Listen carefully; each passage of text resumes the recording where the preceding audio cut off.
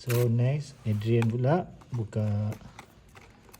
So berapa total kad yang ada sepatutnya? 20 kad 48 kad. Oh banyak. Tapi dia bagi style macam blind ni. Jenuh nak mencari ni. Apa? Tengok. Dia ada macam puzzle. Dia ada tangan. Ya. Mystery card. Okey. Ya.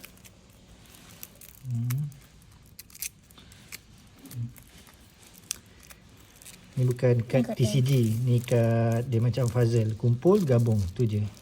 Tapi kalau dapat gabung 48 kad ni cantik ni semua ni. Duduk. Okey, kad apa ni? 1, 2. Tok Abah. Oh, ada sama juga. Oh sama. Okey. Duplicate kad. Tok Abah ni Abah letak nombor mana? 8. So tak ada, dia kena collect all baru dapat semua.